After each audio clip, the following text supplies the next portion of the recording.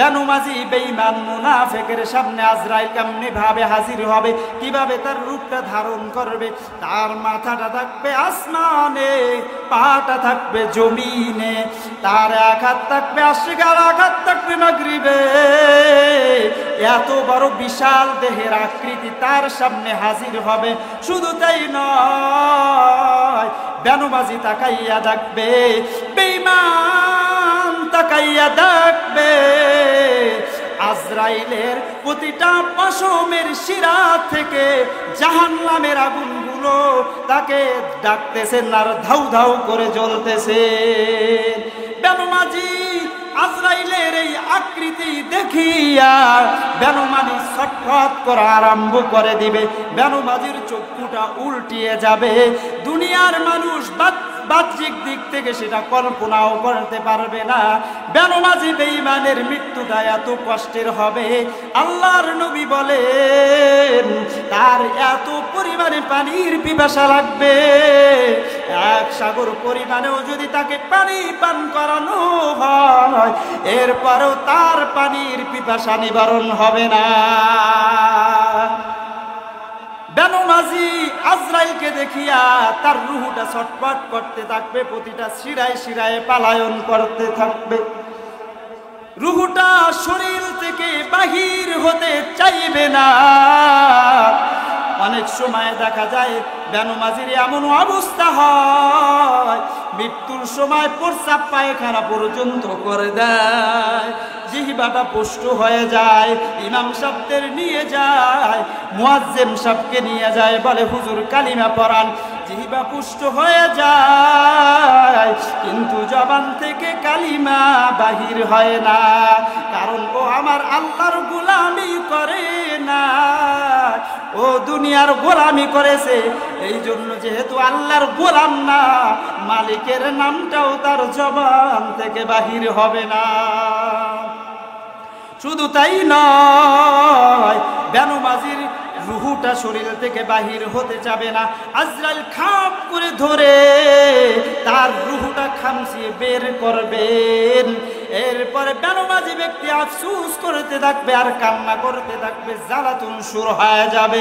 শুধু তাই নয়, বেনু মাজিকে জানাজার নামাজ পড়ানোর পর তাকে যখন কবরে রাখা হবে, কবরে রাখার পরে কবরে যখন মুনকার নেকির ফেরেশতা আসবেন, ফেরেশতা আসিয়া তাকে প্রশ্ন করবেন, মান রব্বুকা ওয়া মান দীনুকা ওয়া মান নাবিয়ুকা। দুনিয়াতে থাকা অবস্থায় রবের হুকুম মানে নাই, নামাজ পড়ে নাই, তিনি রব আল্লাহ বলতে পারবেন না। ওয়া মান নাবিয়ুকা, নবীর হুকুম নবীর সুন্নাত তরিকায় চলে নাই, নবীর সুন্নাত আদায় করে নাই। শুক্রবার দিনও জুমার নামাজে আসলে ফরজ করিয়ে সুন্নাত না পড়ে বাহির হয়ে যায়, আসে না নাই? এই বান্দারা ওই দিন বলতে পারবে না, কবরে বলতে পারবে না যে আমার নবী মুহাম্মদ সাল্লাল্লাহু আলাইহি ওয়াসাল্লাম, জবানটা বন্ধ হয়ে যাবে, আমার নবীর কথা বলতে পারবে না। ওয়ামান দীনুকা, দিনের প্রথম স্তর, প্রথম আদেশ হচ্ছে নামাজ। এই নামাজটা যেহেতু সে পড়ে না, অতএব তার কবরের সাথে জাহান্নামের সাথে সংযোগ করিয়া দেওয়া হবে। বেনু মাজির কবরে একটি নয়, দুটি নয়, 99টা সাপ আসিয়া বেনু মাজিকে ধ্বংসন করতে থাকবে। আর ওই সাপগুলো এতটাই বিষাক্ত,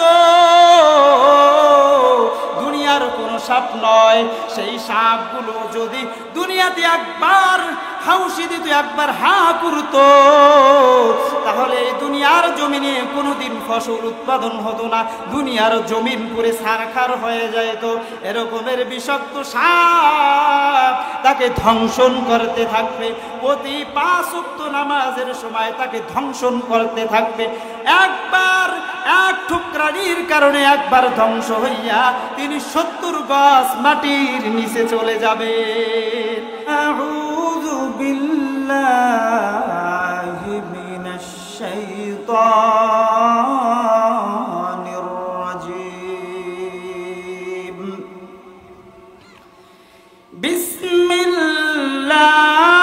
বিসমিল্লাহির রহমানির রহিম।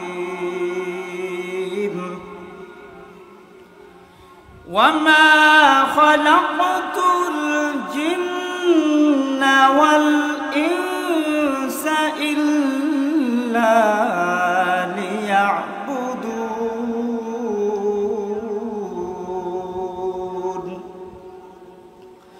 صدق الله المولانا العظيم وصدق رسوله النبي الكريم، ونحن على ذلك من الشاهدين والشاكرين، والحمد لله رب العالمين.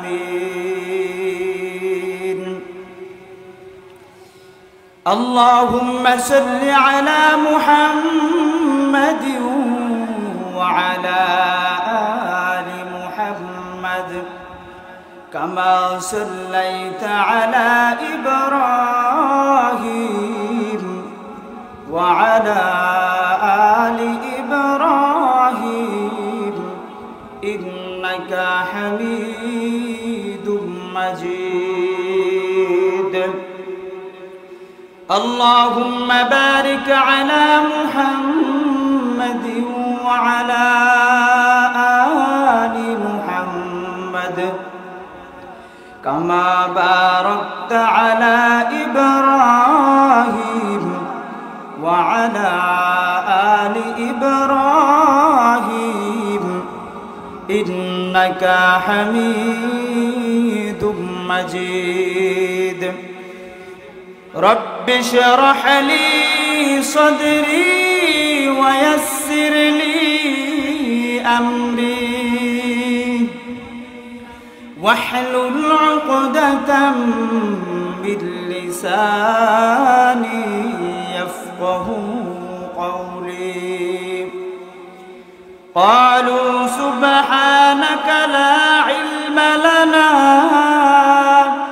إلا ما علمتنا إنك أنت العليم الحكيم. সকলে জিকির করি লা ইলাহা ইল্লাল্লাহ লা ইলাহা ইল্লাল্লাহ লা ইলাহা ইল্লাল্লাহ লা ইলাহা ইল্লাল্লাহ লা ইলাহা ইল্লাল্লাহ মুহাম্মাদুর রাসূলুল্লাহ। সকলে বলি সাল্লাল্লাহু আলাইহি ওয়াসাল্লাম। রায়পাশা কেন্দ্রীয় মোল্লার জামে মসজিদ ও আলমাদানিয়া মুহাম্মাদিয়া নুরানি হাফিজি মাদ্রাসার উদ্যোগে একদিন ব্যাপী বাৎসরিক তাফসিরুল কুরআন ওয়াজ মাহফিলের সম্মানিত সভাপতি বিশিষ্ট আলেমে দ্বীন জনাব মৌলভী মোহাম্মদ আব্দুল আজিজ সরদার সাহেব দামাত বরকাতুহুমুল আলিয়া, ইমাম ও খতিব কেন্দ্রীয় মোল্লার জামে মসজিদ বরিশাল সদর বরিশাল। অধ্যকার মাহফিলের প্রধান অতিথি জনাব আলহাজ মনিরুজ্জামান, সভাপতি ১ নং রায়পাশা করাপুর ইউনিয়ন উন্নয়ন পরিষদ ও ভারপ্রাপ্ত সভাপতি ১ নং রায়পাশা করাপুর ইউনিয়ন বিএনপি। আজকের মাহফিলের প্রধান বক্তা থাকবেন বিশিষ্ট আলেমে দ্বীন, বিশিষ্ট ইসলামিক চিন্তাবিদ, আন্তর্জাতিক খ্যাতিসম্পন্ন বক্তা জনাব আলহাজ হজরত মাওলানা ডক্টর সিরাজুল ইসলাম সিরাজি সাহেব, নও মুসলিম নলসিটি জালকাঠি। আজকের মাহফিলে আরও বিশেষ অতিথি থাকবেন জনাব মোহাম্মদ নিজামুদ্দিন হাওলাদার, বিশিষ্ট সমাজসেবক ও সাবেক সিনিয়র সহসভাপতি ১ নং রায়পাশা করাপুর ইউনিয়ন বিএনপি।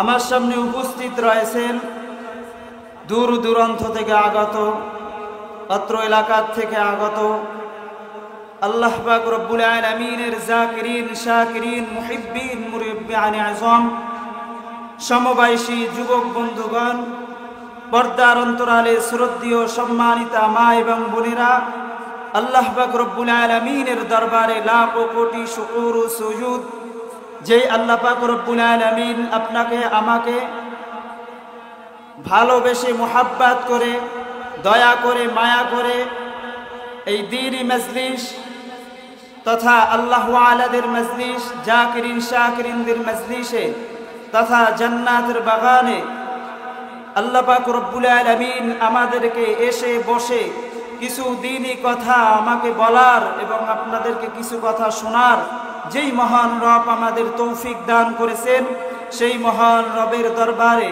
আমরা সকলেই কালিমাতুশ শুকর আদায় করি, বলি আলহামদুলিল্লাহ। قال النبي صلى الله عليه وسلم من يريد الله به خيرا يفقهه في الدين أو كما قال النبي عليه الصلاة والسلام। আল্লাহর পয়গম্বর জনাব মুহাম্মদুর রাসূলুল্লাহ সাল্লাল্লাহু আলাইহি ওয়াসাল্লাম তিনি বলেন, আল্লাহ পাক রব্বুল আলামিন যেই সকল বান্দাদেরকে ভালোবাসেন, মোহাব্বত করেন, পছন্দ করেন, ওই সকল বান্দাদেরকে আল্লাহ পাক রব্বুল আলামিন দ্বীনের সহিহ বুঝ দান করে দেন, বলেন সুবহানাল্লাহ। আজকে আমরা শত ব্যস্ততার মধ্য থেকেও আল্লাহ পাক রব্বুল আলামিন আমাদেরকে দ্বীনের সহিহ বুঝ দান করেছেন বিদায় আজকে আমরা এত একটা সুন্দর মজলিস জান্নাতের বাগানে আমরা বসতে পেরেছি। এই জন্য সেই মহান রবের দরবারে আমরা সকলেই কালিমাতুশ শুকর আদায় করে বলি আলহামদুলিল্লাহ। আর এই শুকরিয়া আদায়ার্থে আমরা যদি এখন সিজদায় পড়ে যাই আর এক সিজদায় যদি কিয়ামত হয়ে যায়, তাহলেও এই নিয়ামতের শুকরিয়া আদায় করে শেষ হতে পারে না। আর আমরা হলাম সর্বশেষ নবীর উম্মত তথা আমরা শেষ নবীর উম্মত হওয়া সত্ত্বেও আমরা হলাম সবচাইতে শ্রেষ্ঠ নবীর শ্রেষ্ঠ উম্মত। হাদিস শরীফের মধ্যে এসেছে, ইন্নাল্লাহা ফাদ্দালানি আলাল আমবিয়াই ওয়া ফাদ্দালা উম্মতি আলাল উমাম। আল্লাহর পয়গম্বর বলেন, ইন্নাল্লাহা ফাদ্দালানি আলাল আমবিয়া, পৃথিবীতে যত নবী পয়গম্বরগণ রয়েছেন, শুরু থেকে আদম নবী শুরু থেকে আমাদের নবী পর্যন্ত আল্লাহ পাক রব্বুল আলামিন অসংখ্য অগণিত নবী পয়গম্বরগণদেরকে দুনিয়াতে পাঠাইছেন। এর সর্বশেষ পরিসমাপ্তি আমাদের নবীকে দিয়ে ঘটাইছেন। তো আল্লাহর নবী বলেন, যত পয়গম্বর দুনিয়াতে পাঠানো হয়েছে সমস্ত পয়গম্বরের উপরে আমাকে শ্রেষ্ঠ মর্যাদা দান করা হয়েছে, বলেন সুবহানাল্লাহ। শুধু তাই নয়, ওয়া ফাদ্দালা উম্মতি আলাল উমাম, এবং সমস্ত নবী পয়গম্বর গণের উম্মতের চেয়ে আমার উম্মতের মর্যাদা অনেক বেশি, বলেন সুবহানাল্লাহ। তাহলে আমাদের দাম আছে না নাই? আছে। আজকে আমরা এখানে বসেছি, এই মজলিসের কতটা গুরুত্বপূর্ণ, কতটা ফজিলত তা আমরা খেয়ালও করতে পারবো না। আমরা যেখানে বসেছি, আপনি আমি জান্নাতি মানুষ হওয়ার কারণে, দামি মানুষ হওয়ার কারণে, এই জান্নাতি মজলিসে বসার কারণে অত্র মাহফিলের প্যান্ডেলের চতুর্দিকে আল্লাহ পাক রব্বুল আলামিনের নূরের তৈরি ফেরেশতারা বেষ্টন করে রাখছেন, বলেন সুবহানাল্লাহ। দুনিয়ার এমপি, মন্ত্রী, এরপরে প্রধান উপদেষ্টা সাহেব যদি কোথাও যায়, সে কোথাও গেলে তাহলে কি করে? সকালবেলা প্রশাসনের লোক গিয়ে ওই জায়গায় কি করে? সিকিউরিটি গার্ডের পালন করে, তার নিরাপত্তার দায়িত্ব পালন করে, ঠিক কিনা? সে সম্মানিত হওয়ার কারণে পুলিশ, আর্মি, র্যাব, বিডিআর সকলে বেষ্টন করিয়া রাখে সে সম্মানিত হওয়ার কারণে। তারা কি দুনিয়ার সম্মানিত, বলুন ঠিক কিনা? আর আমরা আখিরাতের সম্মানিত জান্নাতি মানুষ হওয়ার কারণে, জান্নাতি পরিবেশে বসার কারণে আল্লাহ তাআলা তার নূরের তৈরি সিকিউরিটি গার্ড দিয়া চতুর্থ পাশ বেষ্টন করিয়া রাখছেন, বলেন সুবহানাল্লাহ। শুধু তাই নয়, আল্লাহর পয়গম্বর বলেন, ওয়ানাজালাত আলাইহিমুস সাকিনা, তাদের উপর সাকিনা বর্ষণ হইতে থাকে, বলেন সুবহানাল্লাহ। ওয়া গাশিয়াত আলাইহিমুর রাহমা, তাদের উপর রহমত বর্ষণ হইতে থাকে, বলেন সুবহানাল্লাহ। আজকে আমরা এখানে বসেছি, এখানে বসার কারণে প্রতিটা শ্বাসে শ্বাসে আমাদের নেকি হইতেছে, বলেন সুবহানাল্লাহ। অনেকে বলে যে ওয়াজ মাহফিল একটা ব্যবসা। কি বলে? ব্যবসা। অনেকের কাছে মাহফিলের ব্যাপারে টাকা চাইতে গেলে বলে যে ওয়াজ মাহফিল তো ব্যবসা। তাদের কথায় আমিও একমত যে আসলে ওয়াজ মাহফিলটা আসলে ব্যবসায়ী, ঠিক কিনা বলেন? আজকে আমরা এখানে এসেছি, আমরা সুবহানাল্লাহ, আলহামদুলিল্লাহ, আল্লাহু আকবার বলবো, তাহলে লাভ আছে না নাই? একবার সুবহানাল্লাহ বললে কি আসমান এবং জমিনের মাঝখানে যত শূন্য স্থান থাকে এই স্থানগুলো আল্লাহ তাআলা নেকি দিয়া ভরপুর করিয়ে দেয়, বলেন সুবহানাল্লাহ। তাহলে আমাদের লাভ আছে না নাই? অবশ্যই আছে। আর আমরা যেহেতু ব্যবসা করতে আছি, সেটা কি ব্যবসা? আল্লাহ তাআলার সাথে ব্যবসা, বলুন ঠিক কিনা? এখন আমরা মাহফিলে ব্যবসা করতে আসলাম, যদি কোনো বান্দা ব্যবসা করে, সে যদি ব্যবসায় ইনভেস্ট করে, এরপরে যদি সে বাসায় আইসা নাকি তেল দিয়ে ঘুমায়, তাহলে কি বলেন? ব্যবসায় লাভবান হইবে নাকি লস হইবে? সবাই কথা বলেন, লাভবান হবে নাকি লস হবে? লস হবে অবশ্যই। যেহেতু আমরা আল্লাহ তাআলার সাথে ব্যবসা করতে আসছি, আর আমরা যদি এখানে মুখ বুজে মুখ বন্ধ করে বসে থাকি, তাহলে ব্যবসায় লাভ হবে না লস হবে? অবশ্যই লস হবে। যেহেতু আমরা এখানে আসছি, বসছি, যখন সুবহানাল্লাহ বলতে তখন আমরা সুবহানাল্লাহ বলবো, যখন আমাদের আলহামদুলিল্লাহ বলতে হয় তখন আমরা কি করব? আলহামদুলিল্লাহ বলবো। সবাই রাজি আছি তো ইনশাআল্লাহ? আল্লাহ পাক রব্বুল আলামিন আমাদের সকলকে তৌফিক দান করুক, সবাই বলি আমিন। আল্লাহ পাক রব্বুল আলামিন আসমান, জমিন, গ্রহ, নক্ষত্র সব কিছু সৃষ্টি করার পর এরপরে আল্লাহ পাক রব্বুল আলামিন পৃথিবীর জমিনে মানুষ পাঠিয়েছেন। কিসের জন্য পাঠাইছেন? কোনো উদ্দেশ্য আছে না নাই? আল্লাহ পাক রব্বুল আলামিন বলেন, আফা হাসিবতুম আন্নামা খালাকনাকুম আবাসা, ওহে মানুষ, তোমরা কি মনে করেছো তোমাদেরকে আমি অহেতুক বানিয়েছি?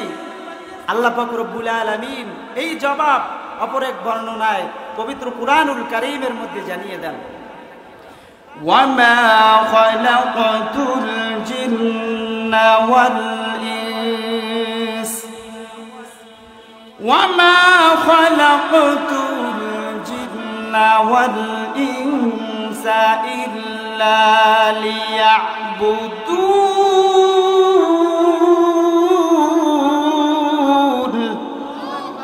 আরো জোরে বলি আল্লাহু আকবার, জোরে বলি আল্লাহু আকবার।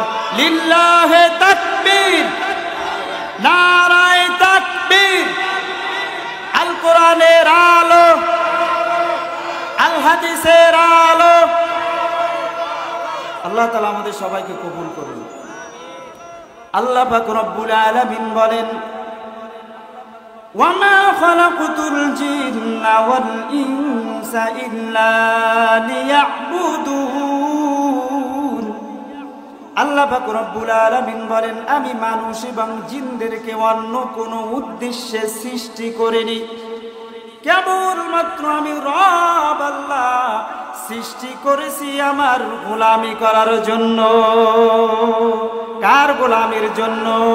জোরে বলতে হবে আমরা কার গোলাম, আরো জোরে বলতে হবে কার গোলাম। কি গোলাম অস্বীকার, গোলাম স্বীকার করতে কি লজ্জা লাগে? আমরা কি দুনিয়ার কোনো মানুষের গোলাম নাকি আল্লাহর গোলাম? কার গোলাম? আল্লাহর গোলাম। আমি নিজে গোলাম, আমার তালই গোলাম, দাদা গোলাম, সবাই গোলাম। সেই গোলামটা কার গোলাম? আল্লাহর গোলাম। তো আল্লাহ পাক রব্বুল আলামিন বলেন, আমি মানুষ এবং জিনদেরকে আমি রব আল্লাহ তাআলার গোলামির জন্য বানিয়েছি। দুনিয়ার কোনো মানুষের গোলামির জন্য আমি রব আল্লাহ তাআলা মানুষদেরকে দুনিয়ায় পাঠাই নাই। দুনিয়ার নেতার গোলামির জন্য আমি রব আল্লাহ দুনিয়াতে পাঠাই নাই।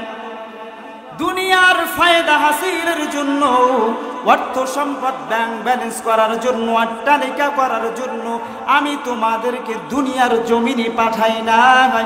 আমি আমার পাঠাবার একমাত্র কারণ ইল্লা লিয়াবুদুন,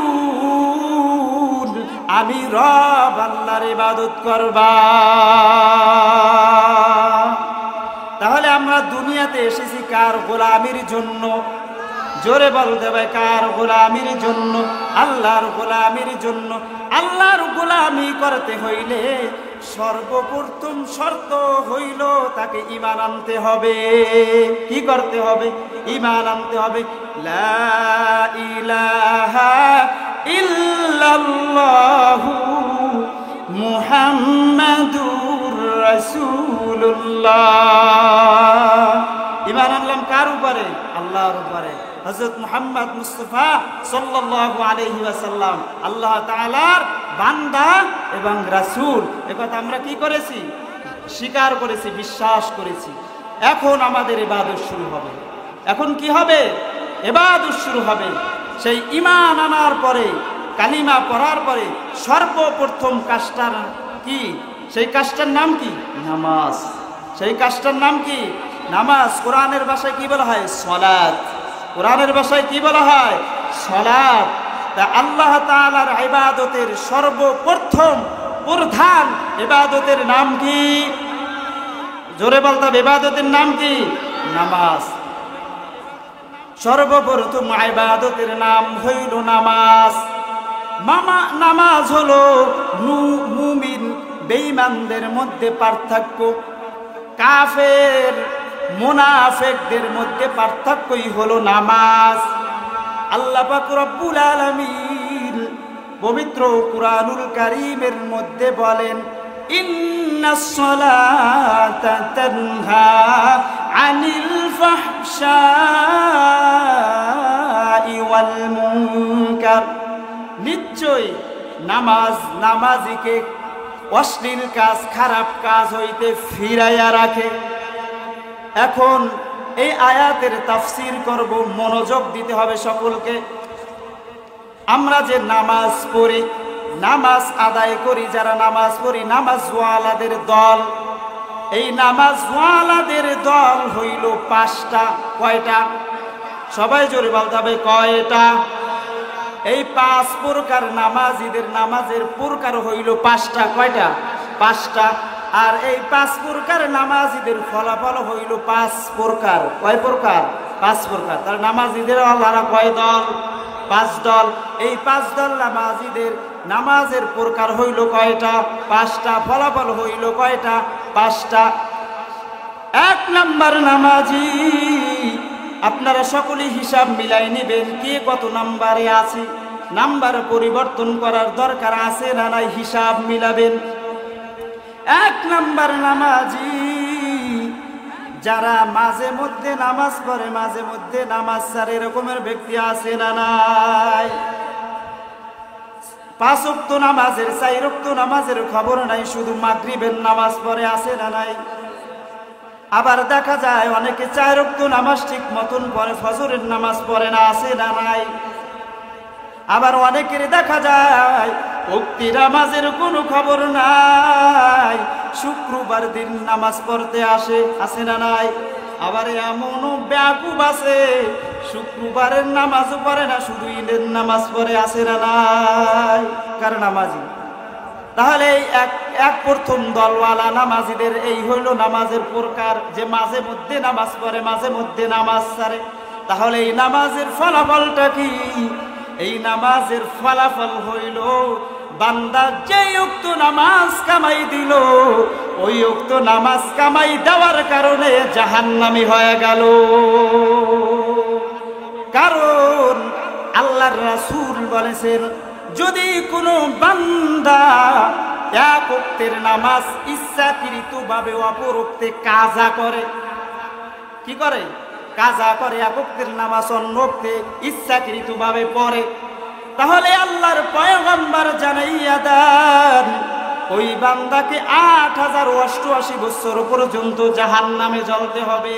নামাজ কামাই দেয় নাই, 1 ওয়াক্তের নামাজ আর 1 ওয়াক্তে পড়েছে, এজন্য 8088 বছর পর্যন্ত জাহান্নাম। আর কোন বান্দা যদি 1 ওয়াক্ত নামাজ কামাই দেয়, 1 ওয়াক্ত নামাজ কামাই দেওয়ার কারণে কোনো সংখ্যা নাই, আজীবনের জন্য জাহান্নাম। তাহলে হিসাব মিলাইয়া নেন, এই 1 নাম্বার দলে যেই সকল নামাজিরা আছে, এরা নামাজ পড়িয়া জান্নাতে যাবে নাকি জাহান্নামে? সবাই কথা বলে না। এরা নামাজ পড়িয়া কোথায় যাবে? জাহান্নামে যাবে। তাহলে এই দলে 1 নাম্বারে যারা আছি, এই 1 নাম্বার থেকে সরে আসার দরকার আছে না নাই? জোরে বলতে হবে, দরকার আছে না নাই? এবার আসেন দ্বিতীয় প্রকার নামাজি। দ্বিতীয় প্রকার নামাজীদের অবস্থা কেমন, তাদের নামাজের প্রকারটা কেমন হবে? তারা 5 ওয়াক্ত নামাজ ঠিক মতো আদায় করে, ফজর পড়ে, জোহর পড়ে, আসর পড়ে, মাগরিব পড়ে, এশা পড়ে ঠিক, তবে তাদের নামাজের মধ্যে মনোযোগ থাকে না। কি থাকে না? মনোযোগ থাকে না। কেন মনোযোগ থাকে না? কারণ হলো শয়তানের একদল স্পেশাল বাহিনী আছে, যেই বাহিনীগুলো বান্দা যখন নামাজের মধ্যে দাঁড়াইয়া যায় তখন শয়তানের ওই স্পেশাল বাহিনীগুলো ধোঁকা দেওয়া আরম্ভ করে দেয়। এই বান্দা 5 ওয়াক্ত নামাজ ঠিক মতো না আদায় করে, কিন্তু নামাজের মধ্যে মনোযোগ থাকে না।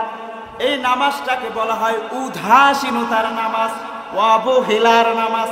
কারণ এই নামাজটা আল্লাহ তাআলার ধ্যানে শেষ করা হয় না, এই নামাজটা একমাত্র শেষ করা হয় দুনিয়াবি টেনশন, সংসারের টেনশনে। ঠিক কিনা?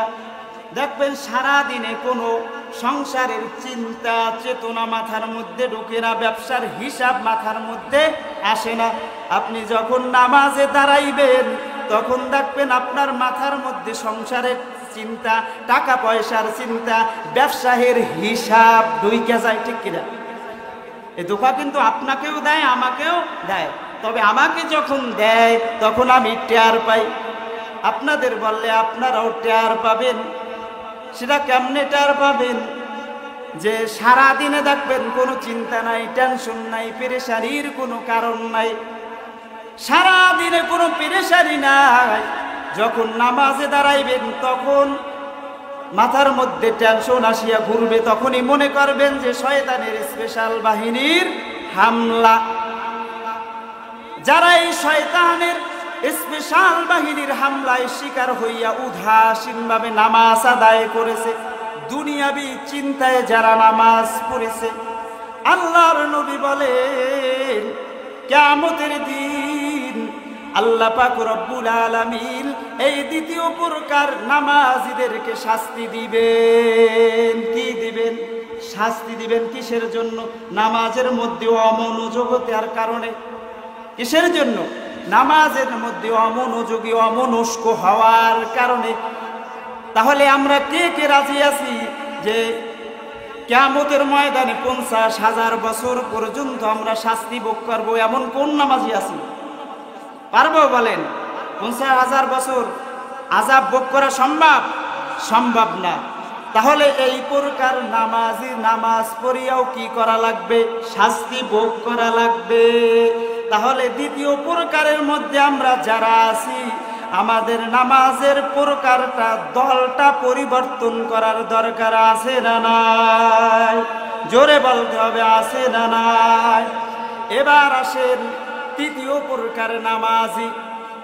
এরা 5 ওয়াক্ত নামাজ ঠিক মতো না আদায় করে, ফজর পরে, জোহর পরে, আসর পরে, মাগরিব পরে, এশা পরে, সবই পরে 5 ওয়াক্ত নামাজ। নামাজের মধ্যে তাদেরও মনোযোগটা বিভিন্ন দিকে চলে যায় ঠিক, তবে নামাজের মধ্যে মনোযোগটা ধরিয়া রাখার চেষ্টা করে। কি করে? ধরিয়া রাখার চেষ্টা করে। বান্দা যখন নামাজে দাঁড়াইয়া যায়, শয়তান যখন তাকে ধোঁকা দেয়, সংসারের টেনশন যখন তার মাথায় ঢুকিয়ে দেয়, তখন আবার সে শয়তানের সাথে মনটা নিয়ে কারাকারি করিয়া মনটা নামাজের মধ্যে নিয়ে আসে। কি করে? মনটা নামাজের মধ্যে নিয়ে আসে, শয়তানের সাথে মনটা নিয়ে কারাকারি করে।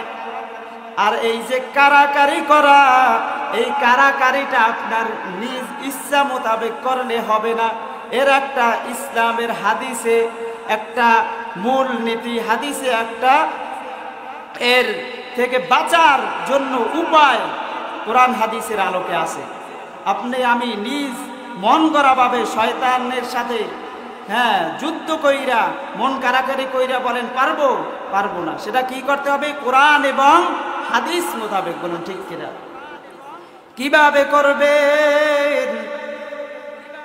ইমাম গাজ্জালি রহমাতুল্লাহি আলাইহি বলেন, কোন এক বান্দার বাড়িতে কুকুর আছে। কুকুর থাকার পরে তার বাড়িতে মেহমান আসছে। এখন মেহমান নতুন মানুষ দেখিয়া কুকুর ফেউ ফেউ করে, বলুন ঠিক কিনা? কুকুর বক বক করে, ঠিক কিনা? নতুন মানুষ দেখিয়া। এখন বলেন যে মেহমান ওই কুকুরের সাথে কি কুস্তি লড়বে, নাকি মালিককে বলবে যে তোর কুকুরটা থামা? কাকে বলবে? মালিক কি বলবে? কুকুরের সাথে ঘেউ ঘেউ করবে না। ইমাম গাজ্জালি রাহমাতুল্লাহি আলাইহি বলেন, এই আসমান হলো আমার আল্লাহর, এই জমিনটা হলো আমার আল্লাহর, আর এই শয়তান হলো আমার আল্লাহ তাআলার পালা কুত্তা। আমার আল্লাহর কি? পালা কুত্তা। আর এই কুকুরের মালিক কেডা? কথা বল না, কেডা? শয়তানেরে খাওয়ায় কেডা?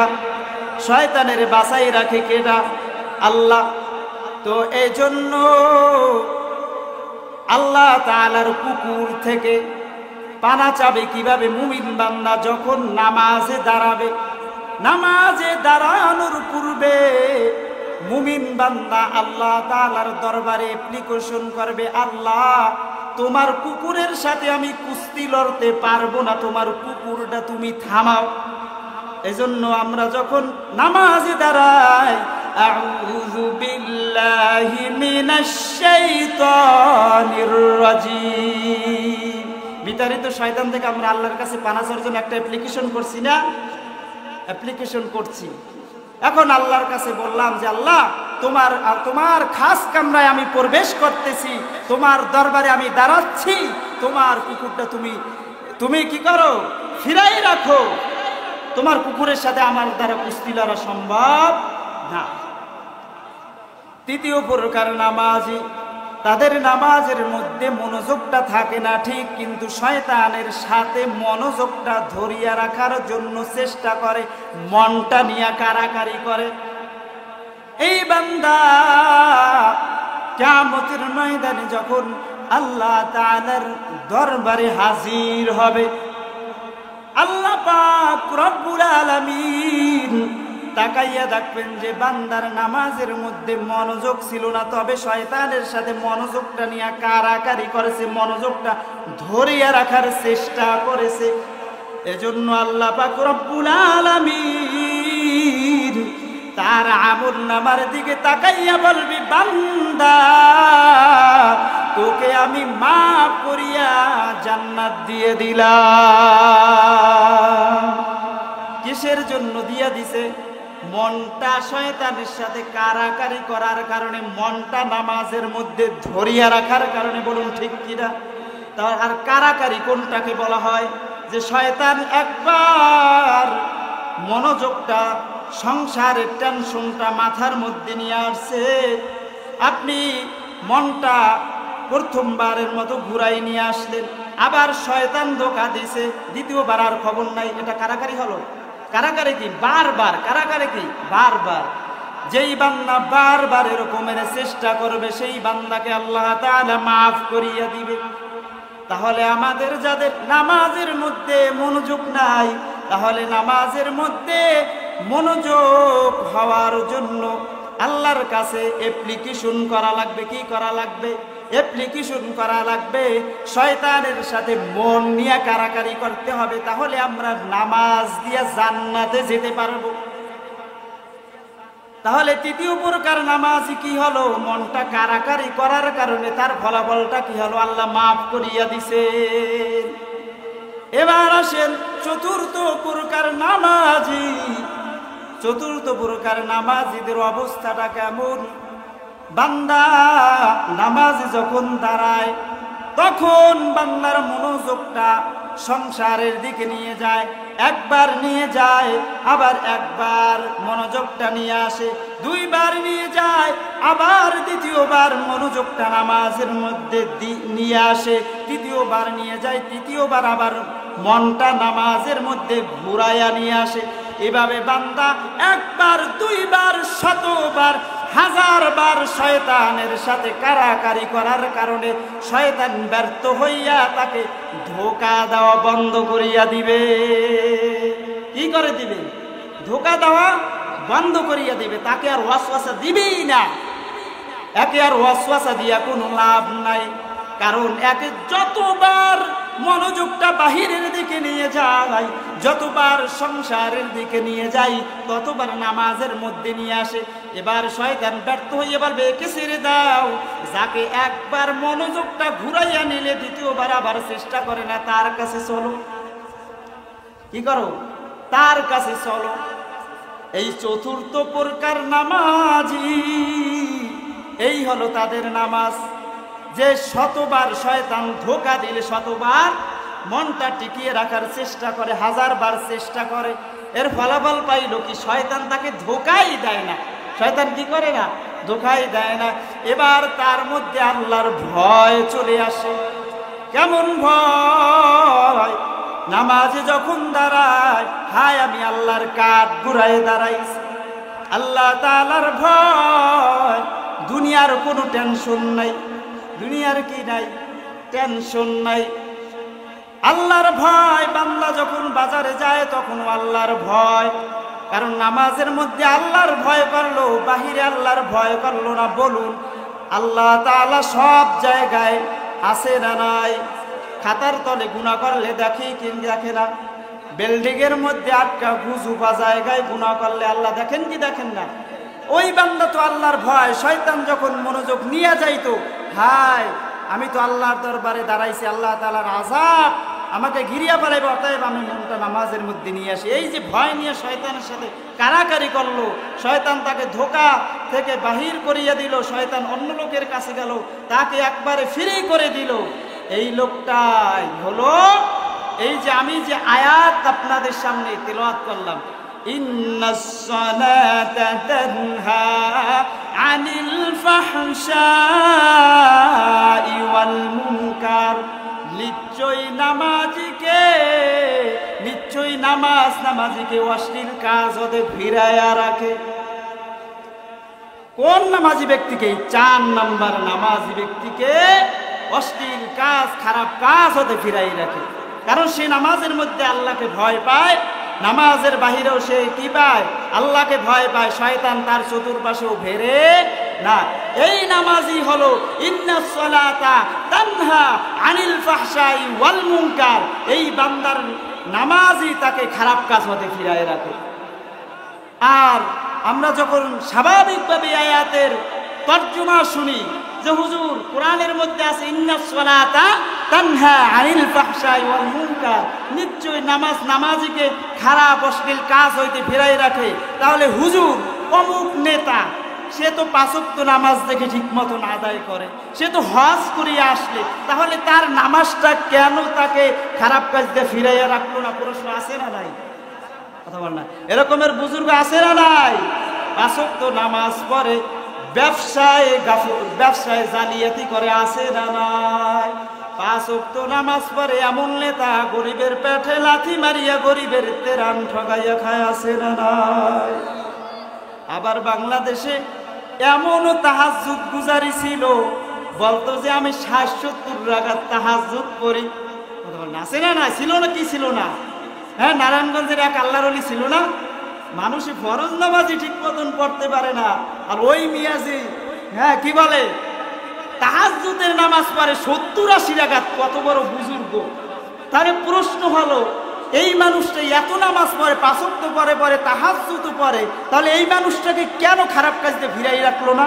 এনি তো মদের সাথে জড়িত ছিল, জুয়ার সাথে, এবারে কি নারী কেলেঙ্কারির সাথে জড়িত ছিল, তাহলে এই ব্যক্তিকে কেন ফিরাই রাখলো না? প্রশ্ন আছে না নাই? তাহলে এই নামাজটা কি নামাজ ছিল? মুনাফিকি নামাজ। কি নামাজ ছিল? মুনাফিকি নামাজ। আবার এমনও তো মুফতি সাহেব আমাদের জাতীয় সংসদে ছিল, বলতো যে আমি বুখারী শরীফ পড়ছি, তিরমিজি শরীফ পড়ছি, নাসাই শরীফ পড়ছি, এরপরে কি বলে গিরিশচন্দ্র সেনের তাফসির পড়ছি, এমন কোনো কিতাব নাই যেই কিতাব আমি পড়ি নাই। এরকমের মুফতি সাহেব ছিল কি ছিল না? এই মুফতি সাহেব ধরা পড়ছে কি পড়ে নাই? সবাই কথা বল না, ধরা পড়ছে কি পড়ে নাই? এমনকি বুকটা ফাইটা যায়। কথা বল না, এমনকি বুকটা ফাইটা যায়। আগে গান গাইতো বুকটা ফাইটা যায়, ফাটতে ফাটতে একবারে জেলখানা পর্যন্ত গেছে। বলুন ঠিক কিনা?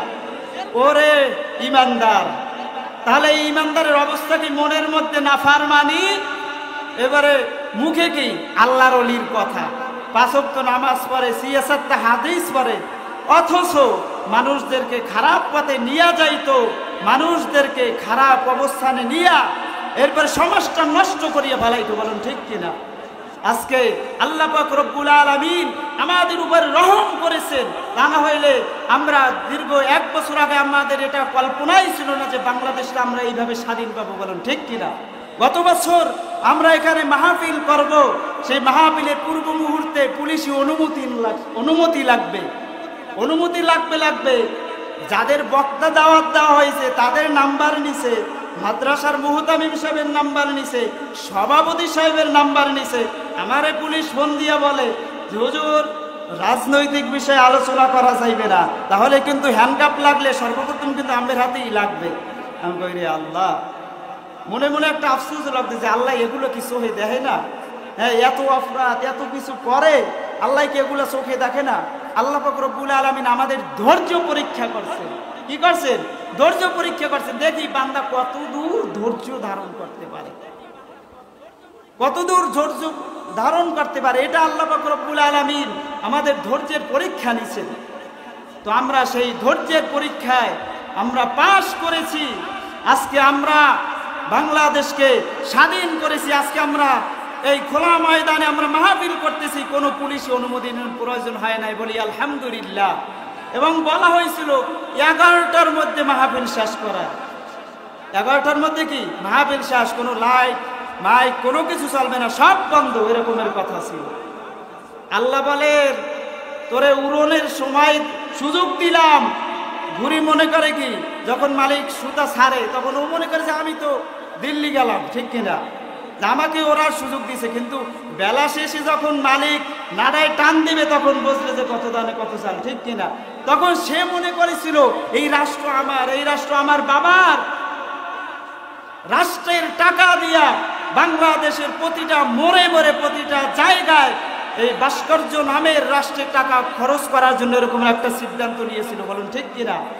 এই সিদ্ধান্তের বিরুদ্ধে ওলামায়ে কেরাম কথা বলার কারণে ওলামায়ে কেরামদেরকে তারা বিভিন্ন অপমামলা দিয়ে, নারী কেলেঙ্কারির মামলা দিয়ে তাদেরকে জেলখানায় বন্দী করিয়া রাখিয়েছিল স্বৈরাচারী সরকার। বলুন ঠিক কিনা?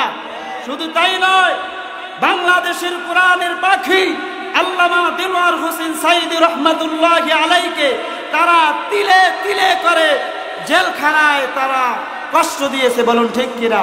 সর্বশেষ তাকে চিকিৎসার নামে তাকে হসপিটালে হত্যা করা হয়েছে। বলুন ঠিক কিনা? আমরা মুসলমান সকলেই সাবধান হতে হবে। আমাদের আগামী দিনে আমাদের সকলকে ঐক্যবদ্ধ হতে হবে। এই বাংলার জমিন শাহজালালের জমিন, বাংলার জমিন শাহপরানের জমিন। এই জমিন হলো আল্লাহর। এই জমিন কার? হুকুম চলবে কার? ইনিল হুকমু ইল্লা লিল্লাহ। জমিন আল্লাহর, আসমান আল্লাহর, হুকুম চলবে আল্লাহর। আমরা কারো হুকুম মানি না। আমরা দ্বীনি মাহফিল করব, কারো কাছ থেকে অনুমতি নিব না। কেউ যদি অনুমতি নেওয়ার জন্য কোনোভাবে যদি সে ভয় দেখায়, তাহলে স্বৈরাচার সরকারকে আমরা যেভাবে প্রতিহত করেছি, যেই কুলাঙ্কার আসবে মাহফিলের বিরুদ্ধে হাত উত্তোলন করার জন্য, যেই কুলাঙ্কার আসবে কোরআনের বিরুদ্ধে কথা বলার জন্য, সেই কুলাঙ্কারকে আমরা সেই জায়গায় রুখে দেব। সবাই রাজি আছি তো ইনশাআল্লাহ? নারায়ে তাকবীর, নারায়ে তাকবীর। আল কোরআনের আলো, আল হাদিসের আলো। ভাইয়ের আমার, আমাদের সকলকে সতর্ক থাকতে হবে। এই বাংলাদেশকে আমাদেরকে গড়তে হবে, আমাদেরকেও ইসলাম অনুযায়ী চলতে হবে। আল্লাহ পাক রব্বুল আলামিন পবিত্র কালামের মধ্যে বলেছেন বান্দা নামাজ কায়েম করে। নামাজ পড়ার কথা আল্লাহ বলেননি। আল্লাহ কি বলছেন? নামাজ কায়েম করে। আল্লাহ তাআলা মুমিনদের গুণ সূরাতুল বাকারার মধ্যে বর্ণনা করেন।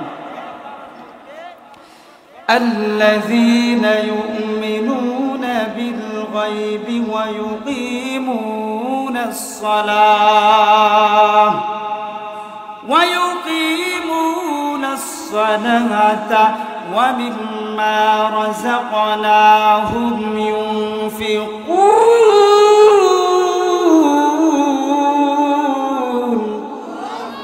আল্লাহ পাক রব্বুল আলামিন মুমিনদের গুণ বর্ণনা করেন। মুমিনদের এক নাম্বার গুণ হলো আল্লাযীনা ইউমিনুনা বিল গায়ব, তারা অদৃশ্যের প্রতি ঈমান আনে তথা আল্লাহ তাআলার উপর ঈমান আনে। আমি রব আল্লাহ তাআলাকে দেখি না, তবে রব আল্লাহ আমাকে দেখতেছেন। আল্লাহ তাআলা চিরঞ্জীব, সব বিচার তার হাতে, সব ক্ষমতা তার হাতে। এই বিশ্বাস করা হলো মুমিনের এক নাম্বার গুণ। দ্বিতীয় নাম্বার গুণ হলো আল্লাযীনা ইউমিনুনা বিল গায়বি ওয়া ইউকিমুনাস সালাহ। মুমিন বান্দা নামাজ কায়েম করে। কি করে? নামাজ কায়েম করে। والذين يؤمنون بالغيب ويقيمون الصلاة ومما رزقناهم ينفقون। এবং বান্দাকে যেই সম্পদ আমি রব আল্লাহ দান করেছি, ওই সম্পদ হতে আমার রাস্তায় দান করে। মুমিনদের কয়টা গুণ? তিনটা গুণ।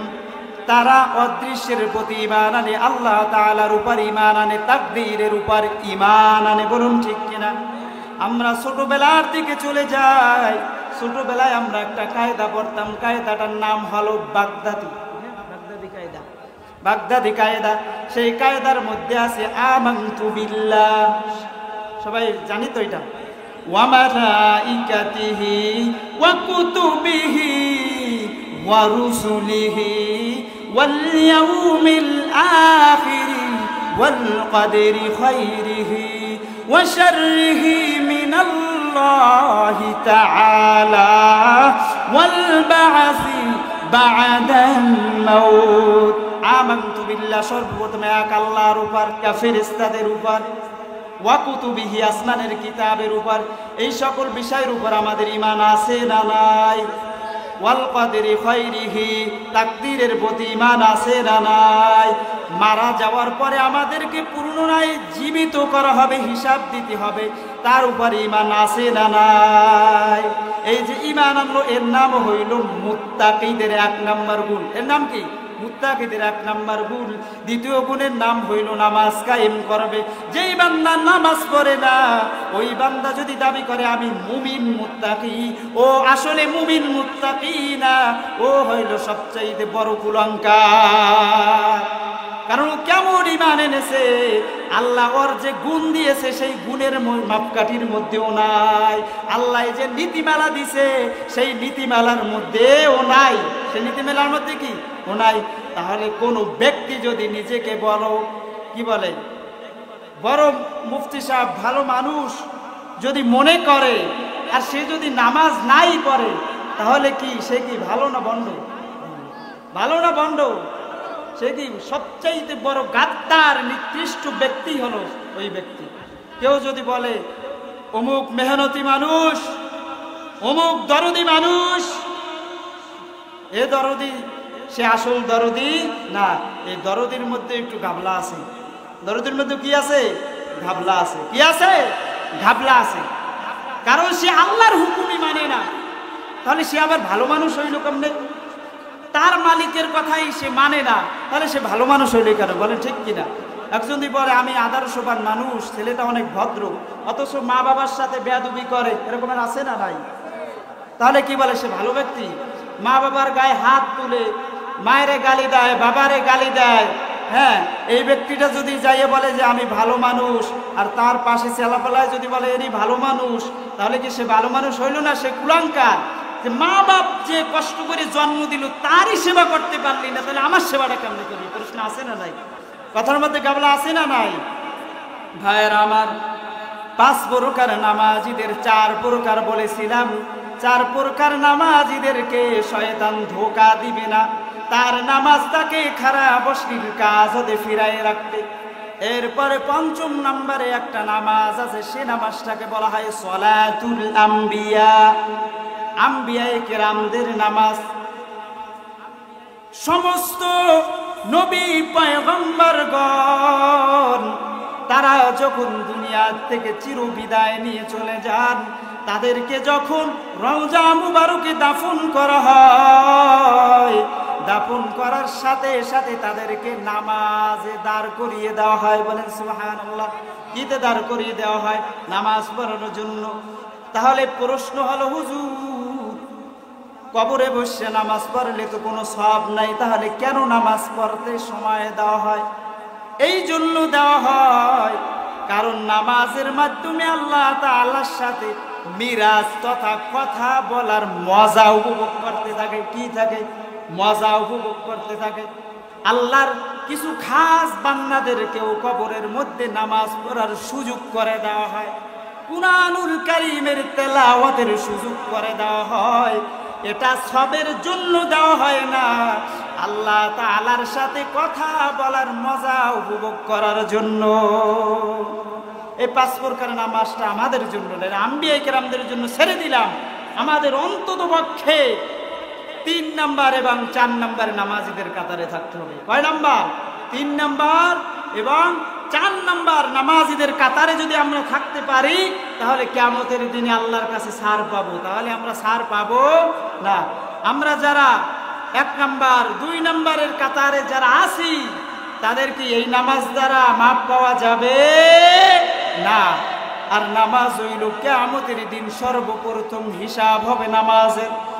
আউয়ালু মা ইউহাসাবু বিহিল আবদু ইয়াউমাল কিয়ামাতিস সালাহ। কিয়ামতের ময়দানে সর্বপ্রথম নামাজের হিসাব হয়ে যাবে। এই নামাজের হিসাবে যেই বান্দা ধরা খেয়ে যাবে, ওই বান্দার আর রেহাই নাই, তার জন্য জাহান্নাম অবধারিত। আপনি দুনিয়াতে বসিয়া যতই সবের কাজ করুন না কেন, যতই ভালো কাজ করুন না কেন, আল্লাহ তাআলার সর্বপ্রথম আদেশটায় যদি ধরা খেয়ে যান, তাহলে আপনার আর কোনো ছাড়া নাই, দোজখ ছাড়া আর কোনো উপায় নাই। ভাইয়ের আমার, আজকে আমরা এখানে মাহফিল ময়দানে এসেছি। মাহফিল শোনা সওয়াবের কাজ, সুবহানাল্লাহ আলহামদুলিল্লাহ বলা সওয়াবের কাজ। রাত্র 11টা 12টা পর্যন্ত ওয়াজ শুনলাম, কিন্তু ফজরের নামাজটা পড়লাম না। এই ওয়াজ শোনার কোনো দাম নাই। আল্লাহর পয়গম্বর বলেন, দুনিয়ার কোন বান্দা এশারের নামাজ জামাতের সাথে আদায় করিয়া এবং ফজরের নামাজ যদি জামাতের সাথে আদায় করে, আমি রব আল্লাহ সারা রাত্র ইবাদত করার সব তার আমল নামায় দিয়ে দিব। তার আমল নামায় আমি সব দিয়ে দিব। আর যারা নামাজ পড়বে না, তাদের শাস্তিটা কেমন হবে? তাদের শাস্তি কিয়ামত থেকে শুরু হবে না, তাদের শাস্তি শুরু হবে মৃত্যু থেকে, আজরাইল থেকে। বেনমাজি বেঈমান মুনাফিকের সামনে আজরাইল কেমনে ভাবে হাজির হবে, কিভাবে তার রূপটা ধারণ করবে? তার মাথাটা থাকবে আসমানে, পাটা থাকবে জমিনে, তার এক হাত থাকবে আশিক, আর এক হাত থাকবে মাগরিবে। এত বড় বিশাল দেহের আকৃতি তার সামনে হাজির হবে।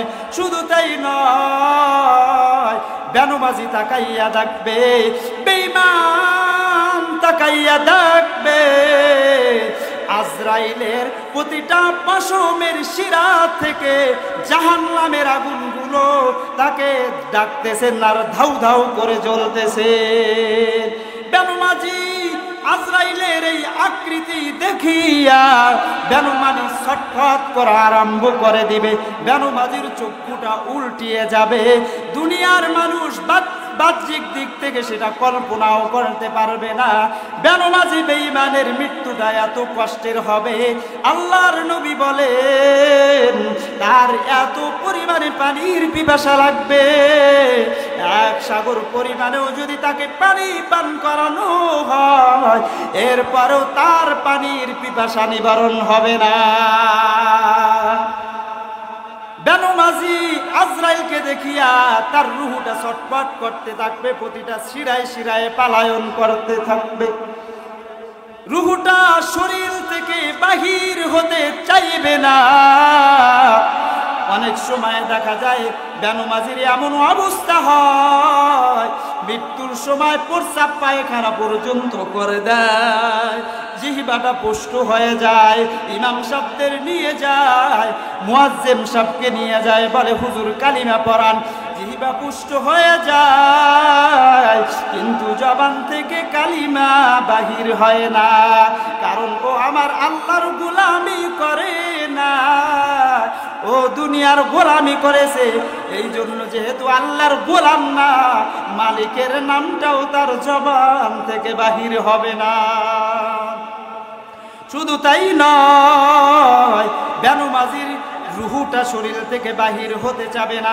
আজরাইল খাপ করে ধরে তার রুহুটা খামচিয়ে বের করবেন। এরপরে বেনমাজি ব্যক্তি আফসোস করতে থাকবে আর কান্না করতে থাকবে, জ্বালাতন শুরু হয়ে যাবে। শুধু তাই নয়, বেনমাজিকে জানাজার নামাজ পড়ানোর পর তাকে যখন কবরে রাখা হবে, কবরে রাখার পরে কবরে যখন মুনকার নেকির ফেরেশতা আসবেন, ফেরেশতা আসিয়া তাকে প্রশ্ন করবেন, মান রব্বুকা ওয়া মান দীনুকা ওয়া মান নাবিয়ুকা। দুনিয়াতে থাকা অবস্থায় রবের হুকুম মানে নাই, নামাজ পড়ে নাই, তিনি রব আল্লাহ বলতে পারবেন না। ওয়া মান নাবিয়ুকা, নবীর হুকুম নবীর সুন্নাত তরিকায় চলে নাই, নবীর সুন্নাত আদায় করে নাই। শুক্রবার দিনও জুমার নামাজে আসলে ফরজ করিয়ে সুন্নাত না পড়িয়ে বাহির হয়ে যায়, আসে না নাই? এই বান্দারা ওই দিন বলতে পারবে না, কবরে বলতে পারবে না যে আমার নবী মুহাম্মদ সাল্লাল্লাহু আলাইহি ওয়াসাল্লাম, জবানটা বন্ধ হয়ে যাবে, আমার নবীর কথা বলতে পারবে না। ওয়ামান দীনুকা, দিনের প্রথম স্তর, প্রথম আদেশ হচ্ছে নামাজ। এই নামাজটা যেহেতু সে পড়ে নাই, অতএব তার কবরের সাথে জাহান্নামের সাথে সংযোগ করিয়া দেওয়া হবে। বেনমাজির কবরে একটি নয়, দুটি নয়, 99টা সাপ আসিয়া বেনমাজিকে ধ্বংসন করতে থাকবে। আর ওই সাপগুলো এতটাই বিষাক্ত, দুনিয়ার কোনো সাপ নয়। সেই সাপগুলো যদি দুনিয়াতে একবার হাউসি দিত, একবার হা করতো, তাহলে এই দুনিয়ার জমিনে কোনোদিন ফসল উৎপাদন হতো না, দুনিয়ার জমিন পুরে ছারখার হয়ে যেত। এরকমের বিষাক্ত সাপ তাকে ধ্বংসন করতে থাকবে। প্রতি 5 ওয়াক্ত নামাজের সময় তাকে ধ্বংসন করতে থাকবে। একবার এক ঠুকরানির কারণে একবার ধ্বংস হইয়া তিনি 70 গজ মাটির নিচে চলে যাবে। আবার তাকে উঠানো হবে, আবার তাকে সাপে ধ্বংসন করতে থাকবে। এভাবে কিয়ামত পর্যন্ত তাকে সাপে ধ্বংসন করতে থাকবে। ও পর্দার অন্তরালের মা, ও মুরব্বী বাবাজি, ও যুবক ভাই, নামাজ না পড়িয়া যদি কবরে যাও, ওই কবরের মাটি, ওই কবরের আযাবের সাপ তোমাকে আমাকে কিন্তু ছাড়বে না। আপনি আমি আগামী কালকে বাঁচবো, সামনের বছর বাঁচবো, আবার মাহফিলে বসবো, তার কোনো গ্যারান্টি নাই, তার কোনো কি নাই, গ্যারান্টি নাই। অতএব আজ থেকে আমরা সকলেই তওবা করে নিই। নামাজ যেহেতু আমার রব আল্লাহ তাআলার আদেশ, আজ থেকে আর কোনো দিন এক ওয়াক্ত নামাজ কামাই দিব না। অন্তরে যদি নিফাকি না থাকে, অন্তরে যদি মুনাফিকি না থাকে, দুটো হাত উত্তোলন করিয়া আমার রব আল্লাহ তাআলাকে দেখায়া দান। লিল্লাহি তাকবীর। আয় আল্লাহ, আপনি আমাদের সকলের তওবাকে কবুল করিয়া নেন। আয় আল্লাহ, 5 ওয়াক্ত নামাজ আমাদের আদায় করার তৌফিক দান করেন আল্লাহ। আয় আল্লাহ, পর্দার অন্তরালের সর্বান্নত মা বোনদেরকেও 5 ওয়াক্ত নামাজি বানায়া দান। অত্র এলাকার সকলকে 5 ওয়াক্ত নামাজি বানায়া দান। আয় আল্লাহ, আমরা যারা হাত উত্তোলন করিয়া তওবা করতেছি, জীবনের শেষ মুহূর্ত পর্যন্ত 5 ওয়াক্ত নামাজ আদায় করে আপনার কাছে হাজিরা দিতে পারি সেই তৌফিক দান করেন। আমিন আমিন সুম্মা আমিন। সকলে হাত নামাই। ওয়া আখির দাওয়ানা আলহামদুলিল্লাহি রাব্বিল আলামিন।